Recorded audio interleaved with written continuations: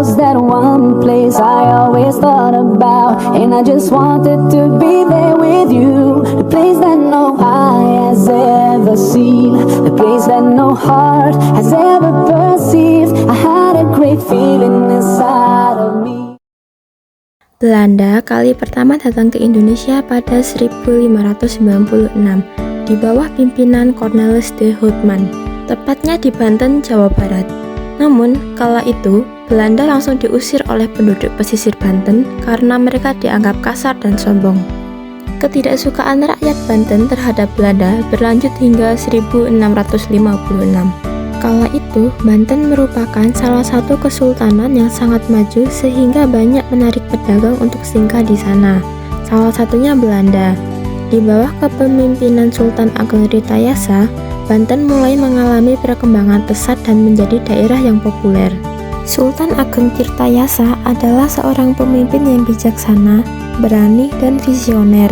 Ia ingin menjaga kemerdekaan dan kemakmuran Banten dari campur tangan VOC.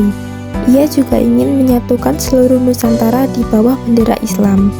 Ia melakukan berbagai upaya untuk mengembangkan Banten, seperti memperluas wilayah kekuasaan, membangun infrastruktur, meningkatkan pertanian dan perikanan, serta mendukung pendidikan dan kebudayaan.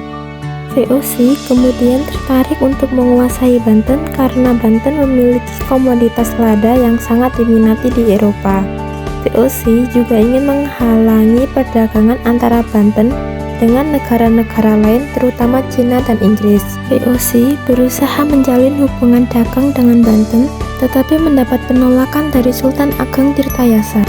Untuk bisa mengambil alih wilayah Banten, VOC melakukan Divide et Impera atau politik adu domba. VOC menghasut putra mahkota Sultan Haji untuk merebut kekuasaan sang ayah, Sultan Ageng Tirtayasa.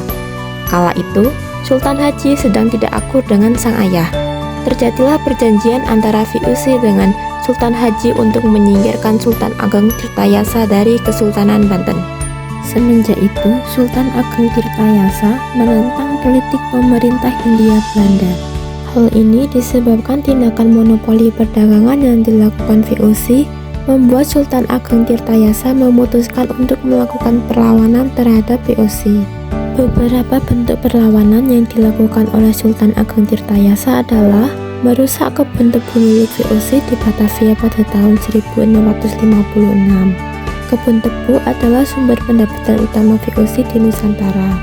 Dengan merusak kebun tebu, Sultan Ageng Tirtayasa ingin melemahkan ekonomi VOC. Lalu, membantu perlawanan Trunajaya terhadap Mataram pada tahun 1674–1677. Trunajaya adalah seorang pemberontak yang menentang kekuasaan Sultan Agung dari Mataram dan juga melindungi pelarian dari Makassar pada tahun 1667–1669. Makassar adalah salah satu kerajaan yang juga melawan VOC.